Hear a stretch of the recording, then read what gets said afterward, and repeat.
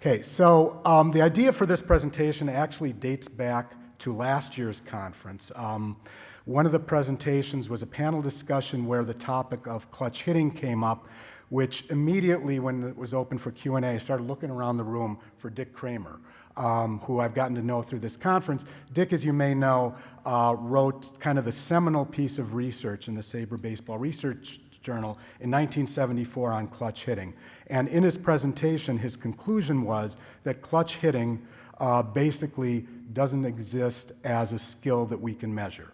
Now, this was in 1974. He was using data that Pete had developed for 1970 and 71, so a little data constrained at the time, but subsequent attempts by various sabermetric researchers to find clutch hitting mostly have come up dry as well. And that's sort of where the industry's thought was until 2003, I think it was, 2004, when Bill James wrote a piece also in the SABR Research Journal entitled Underestimating the Fog, where he described how,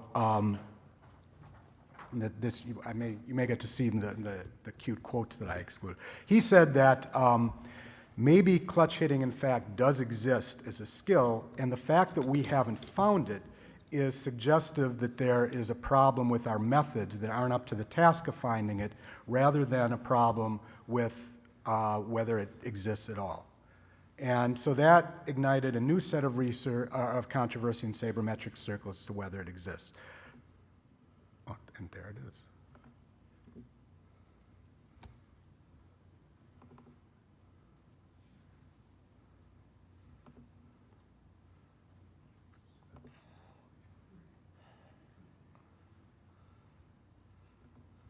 Well, there may be. All right, so I'm going to continue talking while we try to find the presentation. So let's talk about where we stand right now in sabermetric circles about clutch hitting. To say that sabermetricians say that clutch hitting doesn't exist is not just a simplification, it's kind of verifiably false. If you go to Sean's website, you can look for any year, divide players into how they do in high leverage situations versus other leverage situations, and there we go. And in every year, there's some players who perform better than others. And I want to get this loaded because I got a really good slide for this. Okay, and thank you. All right. So then, I'm just going to do here. What is it? Enter. Yeah. Okay. All right. And that's Dick's quote from his research, and that is, it's 1977, I got my years off. All right, so what I did was I looked at hitters since 1988 with a leverage index in all their plate appearances with a minimum of 500, in which there was a leverage index of greater than 1.5. And those of you, if you don't know leverage index, statistic invented by Tom Tango to measure the pressure in a situation.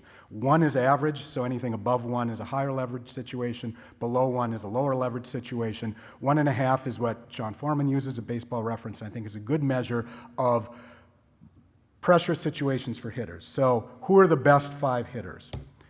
Well, those 5 guys are number 1, number 6, number 3, number 2, and number 12, respectively, in total OPS since 1988. So what sabermetricians would say is, yeah, there are guys who do better in pressure situations, but there are guys who do better in all situations. It's not a distinct skill. I'm going to be using that word distinct a lot. The second hesitation that we tend to have is that clutch hitting hasn't proven to be a repeatable skill. A repeatable skill is something like speed, or hitting for power, or hitting for average, something that a player is going to exist year after year. You don't expect a skill like that to be something that fluctuates from year to year. Example I'll give you, 2013 Cardinals, you may remember, were an amazing clutch hitting team. They batted .330 with runners in scoring position, easily the best performance with runners in scoring position since World War II. Alan Craig that year was an absolute beast with runners in scoring position. It certainly was not a repeatable skill for Alan Craig, because the next year his OPS with runners in scoring position was about half of what it had been. And then I'm going to use this example a lot because obviously David Ortiz is the current model for clutch hitting. This is his batting average with leverage index in excess of 2. That's very high leverage situations. Now, granted, there's some small sample sizes here, but you can see is over the last 6 years of his career, he absolutely seesawed between years in which he was excellent and which years in which he was notably not excellent. So impugns sort of the repeatability of this as a skill. So in looking at this, what Pete and I tried to do is kind of define clutch hitting for purpose of our study. We didn't want to just say it's guys who hit well in the clutch, because as I showed previous slide, good hitters tend to do well. So what we looked for is players who meet all sorts of cliches that you hear. You know, bearing down, rising the occasion, whatever. Basically what we're looking for is players who do better in high leverage situations than in other situations. So we ran a simulation, and when I'm saying we here, this is totally an editorial we. This is Pete's hard work. And what we did was created 18 equal players over the course of an entire season, and we assigned each player the typical distribution of hits, errors, walks, strikeouts, etc. And for each player, what Pete did, I will use the proper pronoun here, is calculated the runs that they created in 2 separate ways. First of all, we looked at the win probability for each plate appearance that the player had, both before and after their plate appearance, to develop a situation-dependent hitting number over the course of a season. This is similar to WPA among advanced stats, just looking at in a high leverage situation, the win probability after the at-bat is going to move more potentially than it will in a low leverage situation.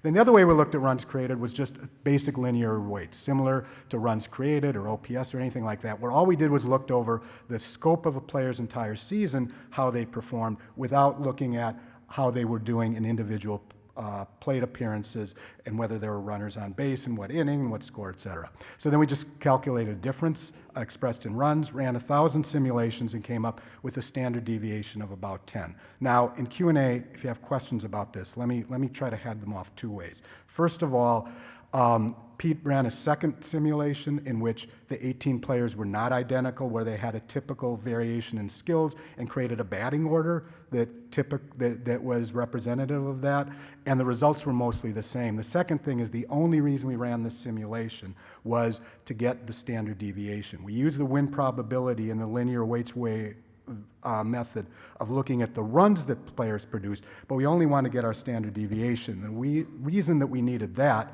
was we needed standard deviation in order to calculate z-scores, which is a statistical measure, for those who aren't aware, of how much result differs from the mean.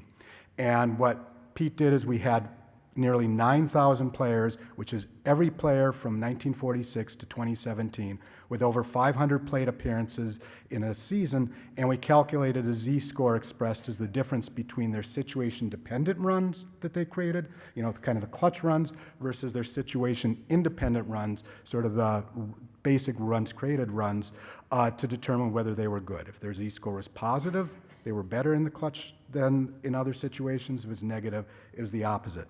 Give you an example of this. Robin Ventura in '98 was a little bit above average. True average, TAV, there is a stat that we use at Baseball Prospectus. It's kind of an all-in measure of offensive quality scaled to 260. 98 was a high run environment year, so his 785 OPS was a little bit above average. However, Ventura that year was outstanding in high leverage plate appearances, less so in everything else. And this would be an appropriate time for me to just add, there's not an exact mapping between high leverage versus non-high leverage, and the runs that we looked at simply because high leverage versus other high leverage, we're just bucketing. We're saying everything above 1.5 is high leverage, everything below 1.5 is not. While the way that we looked at situation-dependent runs, we looked at every single plate appearance and considered the leverage. So there's not going to be an exact mapping here. And what we found was, in 1998, Robin Ventura had a lot of situation-dependent runs. He was excellent when he was in plate appearances where his teams really needed him to produce. He wasn't all that special in his overall performance, and that resulted in a z-score of 1.5, which is actually pretty good. Okay, before I get into the full results, I just want to show you one boring statistical chart. This is a graph I did of the z-scores for the 9,000 players that we looked at. This should be a normal distribution. and it pretty much is. Full disclosure, this is ever so slightly skewed to the right. The mean should be 0. Our mean was 0.08. Median was 0.06. We had more results, not a ton more, but more results above the level of 1 than we would have expected. I wouldn't read a lot into this for 2 reasons. First of all, there are some seasons, and last year was one of them, where batters actually hit better in high leverage situations than in other situations. The second is we probably have a little bit of bias here just because of the selection that we did of players. Players with over 500 plate appearances are going to be, theoretically at least, better hitters than those who don't reach that threshold. So I want to talk a little bit about the results that we saw. And the first thing I wanted to look at is whether clutch hitting exists as a distinct skill, something we can really look at and say, yeah, players possess this. One of the ways that we would find that is if there are players who year after year rise to the top, who are among the league leaders. And so what we looked at is players who had a Z-score that put them in the top 5%, that's a Z-score of 1.65 or greater, and looked at the number of seasons they did it. And what we found is that there were 14 players who had at least 4 seasons with a high Z-score. That is, there are 14 players who in 4 seasons were consistently really outstanding performers in the clutch. And I'm going to just go through the names one at a time. I won't give you comments on all of them. The first one, okay, we'll buy that. He was a pretty good hitter. Okay, then it starts getting a little weird here. This is the point where I started to say, wait, something may be wrong. Steve Garvey, you know, has always been a controversial guy, but he shows up as being pretty good. Okay, we got senior, we don't have junior. All right, he was good, right? Tony Gwynn, give me that one. Slaughter, remember he had that great, well, that was a base running thing, but 46 series, remember that. Okay, Tony Womack did have that really key hit in the 0-1 series off Rivera, so at least give him that. Now, one of the things that Bill James said is that when you're evaluating a statistic, typically what you're looking for is something that confirms mostly what you already knew, but also provides some new information. I don't know whether this works, because there is a lot of information here that I certainly would not have expected. And there's a lot of players whom we would all consider to be good hitters who are on this list. Now, this is 13 guys. I said there were 14. Nobody was in the top 5% for 5 seasons or more. And one player, only one, the post-war period, was in the top 5% for this measure of clutch hitting, who clearly hit a lot better in pressure situations than in other situations. He did in 6 seasons, just one guy. Any guesses? Wait, I won't keep you in suspense. This won't surprise you at all. When you think clutch, tell me, you think Bert Campaneris, right? Really, he's the only guy that was in our top 5% for 6 seasons. Again, I think this kind of calls this into question. The bottom 5%, this was even more fun, so I made kind of a long list here. This is 3 seasons in the bottom 5%. So at least 3 years, these guys were way worse in pressure situations, okay? Hall of Famer, Hall of Famer, Hall of Famer, good hitter. Okay, how about that? Good hitter, Hall of Famer, good hitter. Hall of Famer, don't argue with me about either. Hall of Famer, good hitter, no comment. Good hitter. All right, these are not the guys that one would expect to see among the list of poor clutch performers. Let's look at 4 seasons in the bottom 5%. These are guys who 4 different seasons were way worse in clutch situations than in other situations. Okay, Jay Bell, I'll buy. Hall of Famer, possible Hall of Famer, near Hall of Famer, could be a Hall of Famer, good hitter, Hall of Famer. Okay, I'm going to move to the next slide. All right, again, these are not guys that you think of as being bad hitters. Now, it could be that all of our perceptions are wrong, or it could be that what we're measuring really isn't the skill. 5 seasons in the bottom 5%. All right, good hitter, another Hall of Famer.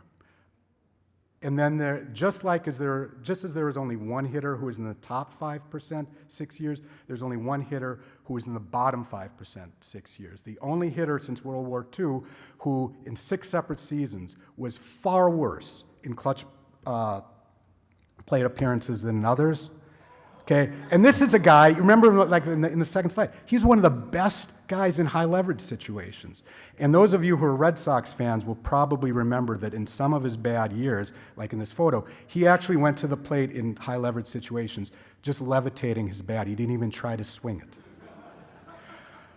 Okay, so this got me to think, well, maybe this isn't the right threshold. We shouldn't be looking at top 5%, because maybe that's an unfairly high bar. So what I did, and I'll be honest with you, this took about 5 minutes to look for players who are in the top 5% of some metric consistently, whether that is something that happens a lot. And it turns out, yeah, these are all-time greats, but there are players since World War II who have been in the top 5% of a certain metric consistently.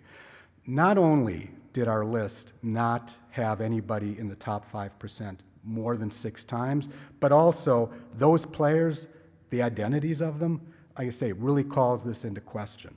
Now, I was also able to use this 5% threshold to look at the issue of replicability. Okay, of these guys, you would never expect in a full season in which he's healthy, Randy Johnson to strike out 4.5 batters per 9, Rod Carew to hit 220, Ted Williams to walk 35 times, or Harmon Kilber to have 5 home runs. You wouldn't expect them to be great and also be terrible. And yet there were 120 cases, and don't worry, I don't have a slide with all of them, of players who were in the top 5% and the bottom 5% over the course of their career at least once. That means that they were the Rod Carew 367 and the Rod Carew 220. And in fact, we found 12 players who twice were in the top 5%, at least twice, and at least twice were also in the bottom 5%. Remember, one of the things that you want to see in a statistic is replicability. If you've got guys who are great, not just good, but great some years, and terrible in other years, that really calls into question whether what you're measuring is a skill. Okay, and those players are Garrett Anderson, who RBI guy, okay, I get that. All right, near Hall of Famer, Hall of Famer, Hall of Famer, Hall of Famer, Hall of Famer. Yeah, I'll let you fill in the blank on that. Sheffield is still on the ballot. Tejeda was very good. Bobby Thompson did have arguably the most clutch hit ever. I don't know about his whole career. Larry Walker, and then another Hall of Famer. And this isn't just once. This is more than once for each being in the best and being in the worst. And I'm going to use the example again of David Ortiz. There's a typo that I did here. The second Z-score should be 1.81. David Ortiz, by our measures, was one of the best clutch hitters, top 5% type clutch hitter in 05 and 06. And then the very next year, he became terrible.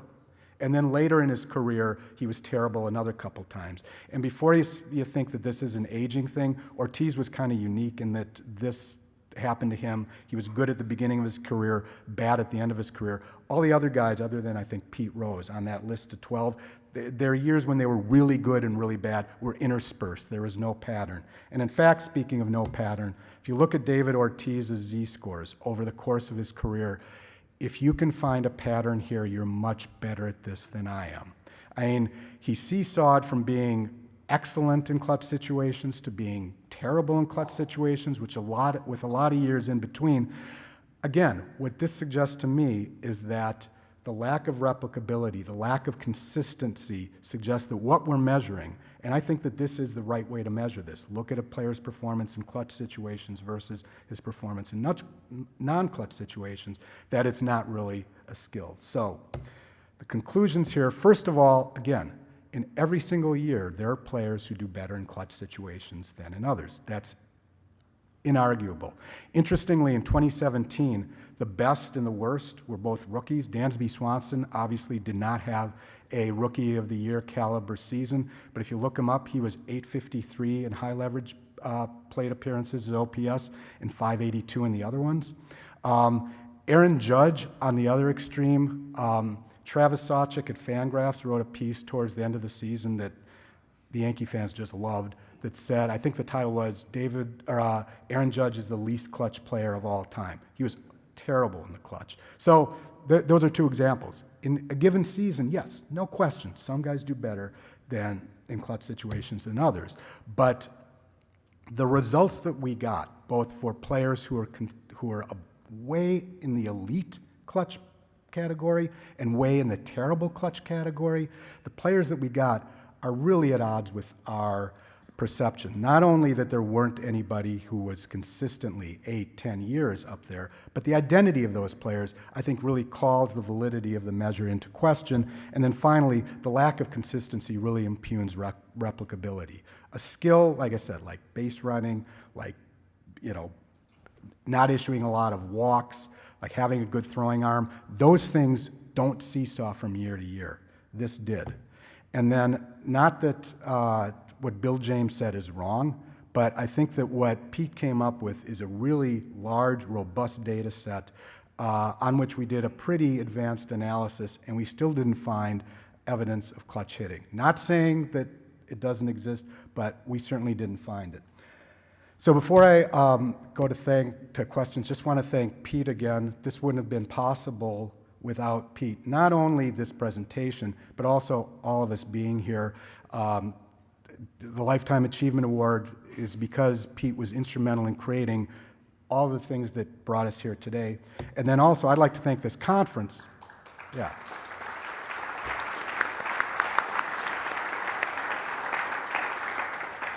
I'd like to thank this conference because I've been coming here 5 years, and all these relationships, I've gotten to know Dick Kramer, got to know Pete, have all been through this conference. This is a great opportunity for everyone here to network. If this is your first conference, I hope you keep coming back. Great conference. So with that, I will take any questions.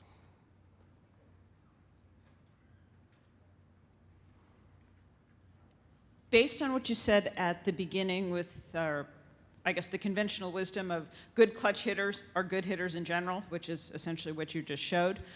I have to wonder, and this is devil's advocate, it doesn't mean I believe in clutch hitters, if you actually filtered out the good hitters in general, somehow came up with a parameter there, and then made your threshold lower, could you find people who are effectively underperformers in general, but do they show up at all? Because what it looks like you showed was that a lot of them are not there, and that, maybe clutch hitters, the people who we remember, human beings remember spectacular events. That's just how our brains work.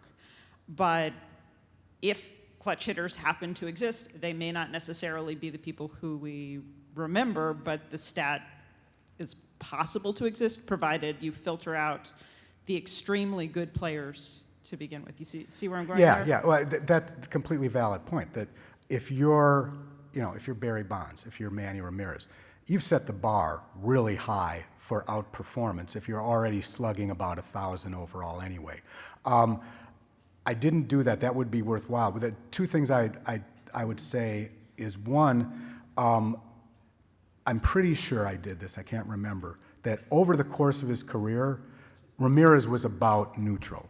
It wasn't a lot better, wasn't a lot worse. What I thought was interesting, though, is that he whipsawed a lot, going high or low, and you saw that Ortiz did as well.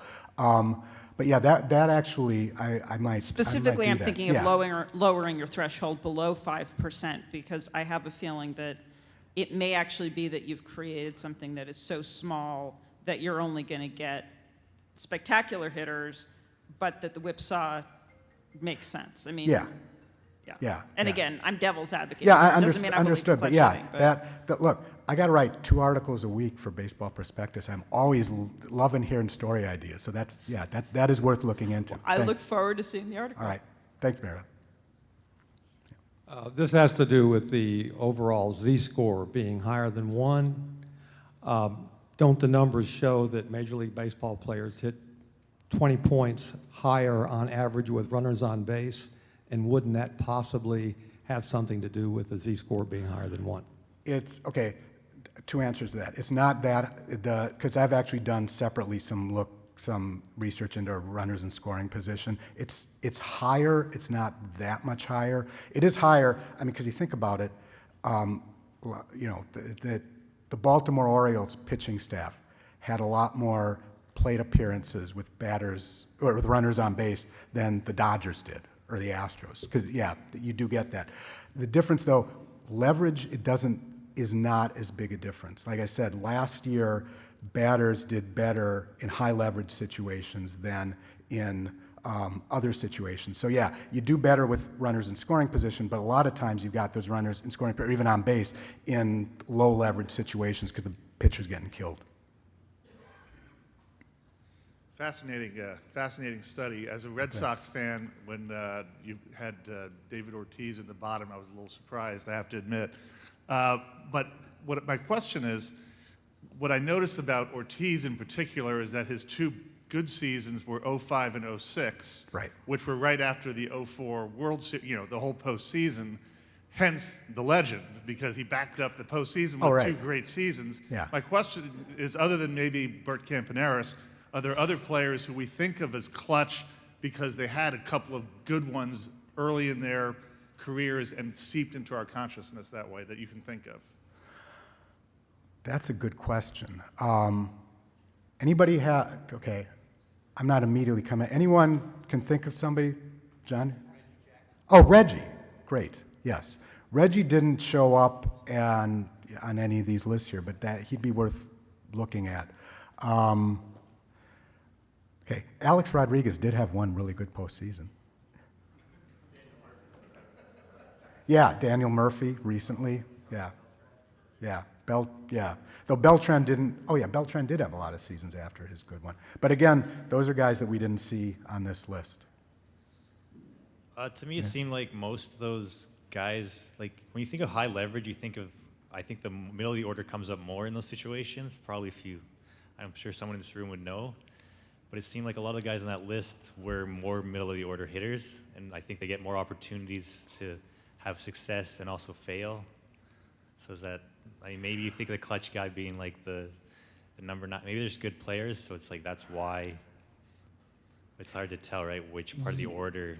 I agree, except we would still catch them because what Pete did is anybody who got 500 plate appearance. So pick a guy. Danny Hechavarria. Anytime he was not batting 8th or 9th, it's because somebody screwed up the lineup card. But he did have 500 plate appearances, and even if just a few of them were high leverage, he would still be in our numbers. I'm just thinking, yeah, but you're right. It would be a much smaller sample, which would lead to greater variability. So yeah, that's probably true. One thought I've always had when it comes to clutch hitting is that we're putting our perception of what a high-pressure situation is onto the player. The players are professionals. This is their job. It always seemed to me that a guy at the end of the bench in spring training probably feels more pressure than David Ortiz does in the 8th inning of a tie game, just because that guy's playing for a major league job. So I was wondering has there been any qualitative analysis, qualitative study of how players perceive pressure in these situations, what they see as actually being high-pressure situations when they're at the plate? Yeah, that's a great question. And one of the quotes that I forgot to mention, it's one of my favorite of many that Rob Nyer gave us, is because he was doing an article once on clutch hitting, and I'm paraphrasing. I don't know if he's still in the room, but if so, I apologize for paraphrasing it. But he basically said, major league hitters got there because they can handle any situation. There's no question that Rob Nyer in Little League was terrible in pressure situations. And I think that's part of it, that once you reach that, I had a coffee last week with the local college coach, and he talked about how some of his players, he had some guys that kind of freak out when there's fans in the stands, and that's kind of a tough thing to get past, and various things that they do. But that's a good question. The answer is no, I haven't talked to players about it, but that's a good observation, Sean. Yep. Excellent study. When you think of clutch hitting situations, you also think of game on the line situations. And so it's typically later in the game where it's an obvious game on the line, right, high leverage situation. So in your study, there were some players from it's all modern era, but it was pre-bullpen, 5 inning starting pitchers and then bullpen. And that really cuts into clutch hitting because there's specialists coming in. Randy Myers facing Barry Bonds. I mean, it's happening. And the other thing I noticed, and I don't know if you can get at this statistically, are hitters that are very disciplined, like the Barry Bonds, the Ted Williams. They don't go out of their game. They don't go out of the strike zone, ever. But a clutch player will. So is there some way of looking at, pitches hit that were quality of pitch, that type of thing? Yeah, let me answer the second one, then the first one.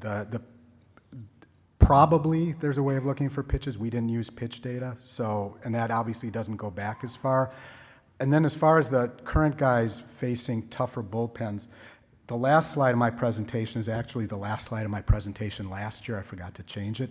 But last year I talked about modern bullpens, and what I found is that despite, first the closer and then the one-inning guys coming in the 7th, 8th, and 9th innings, the number of late-inning comebacks really hasn't changed that much. So maybe, it's tougher now, but the hitters are better too. So I don't know. I view sort of the advent of the modern bullpen as kind of keeping the balance between them rather than weighing it all the way over on the side of the hitters. One more question. Yeah, Rob, Wayne Griner with QOP Baseball. A couple of years ago, we introduced our QOP metric, and we've been calculating pitch quality since then. So we've got over 7 million pitches since 2008 where we've calculated the quality. We have done some reports, and we have found that in high leverage situations, there is a number of pitchers where their pitch quality has definitely gone down in those situations. At the major league level? Yeah, at the That's major league really level. interesting. Have you looked at, with clutch hitting, have you tried to determine, are these clutch hitters hitting a good quality pitch, or are they hitting mistakes by the pitchers, which obviously, would be quite telling if you could determine that. Yeah, again, we were just looking at plate appearance data, not pitch data. So this is something we could work on Yeah. maybe together Yeah. and just look at the quality of pitch they're facing in these situations, and then what is the outcome. So, Right. okay. Right. Okay, thank you for putting up with the slide.